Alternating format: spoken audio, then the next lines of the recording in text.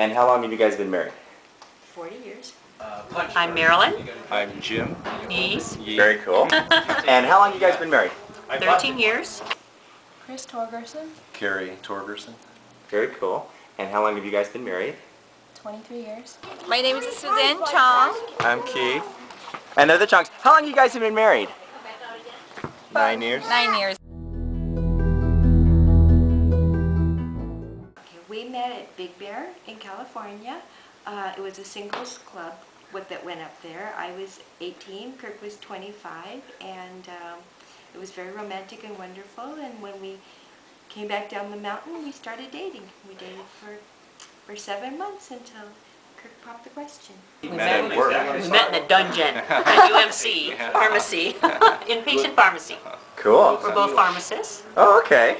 So I came out from Michigan and I had to go down there and work, put some hours in the residency program I was in. And there was Jen, working. We were both up skiing at a ski resort up in Utah. There's a mountain range to the east of it. The mountain, it's called Snowbird. And there is a lodge, and she was staying with people from her work, and I was staying with friends that went up there from Tucson, and we both met in the pool area, and she picked up on me with a line I won't repeat, and I fell for it, very much so. We met at the church actually. He was a youth minister, and I was a youth minister previously, and a previous youth minister, and then he came next. Okay. So we never really met first, when he became a youth minister, we never met, but then he invited me to some retreat to help out. Summer camps. Summer camps and retreat to help out in the year of 2000. Okay. So that's how we met. Well, we went up to a restaurant in Hollywood, the Yamashiro restaurant, and out on the patio outside, overlooking the city of LA, I proposed, and she accepted. Oh, well, I lured her out for dinner one night. I knew that she was busy, and I said, well, let's celebrate you completing a project. And we went up to a nice place at Westward Look. I kind of excused myself to go to the bathroom, and I grabbed one of the waiters and said, I'm going to propose, and I'd like you to serve this ring for dessert. And I remember we ordered dessert. I encouraged her, oh, well, let's have I wasn't going to order it.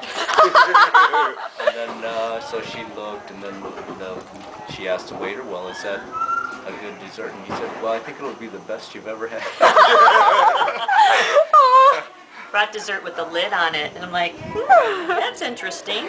Took the lid off, and it was like, oh, whoa, cheesecake or a ring? It's like, whoa.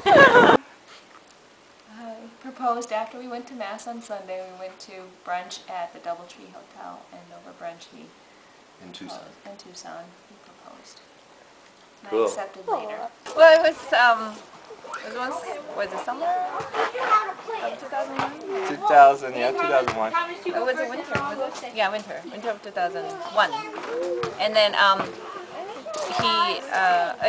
he took me to this restaurant that we first met. We had first date.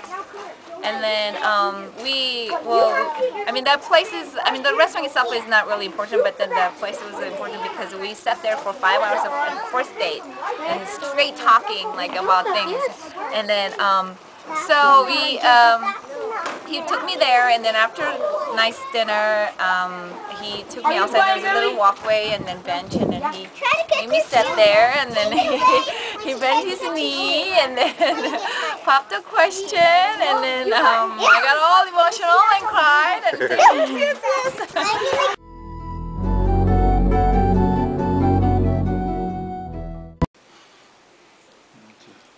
It's a lifetime commitment. You have to give 110%, both parties. Very cool. And I think respect.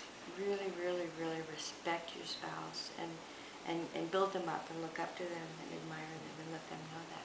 It's really important. You have to get to know the person as best you can. Do an engaged encounter and follow the advice of a pastor, good pastor.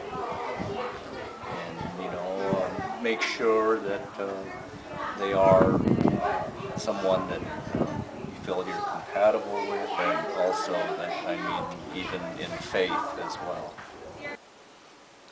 Wait till you're old enough. Don't rush into it.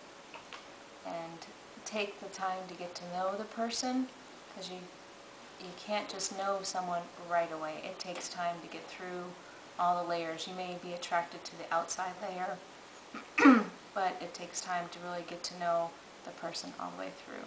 So take that time, establish a friendship first, and have your relationship based on friendship, and then go from there. My advice is that, yeah, you need the attraction, of course, the physical attraction, that's important. And all the guys that are listening, I get that. So, yes.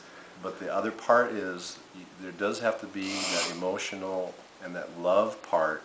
That's A. But you have to have B. You have to discern whether it's God's will for you to want and ask this woman in your life to marry you. You need to discern whether, just because they may be really attractive, you need to step back and look at it from an unemotional point of view, because once you marry, you're in it for life, and you need to approach it that way. I'm never going to take back this marriage ceremony. Will I spend the rest of my life with this person? So that's important. God's will. I said don't waste time.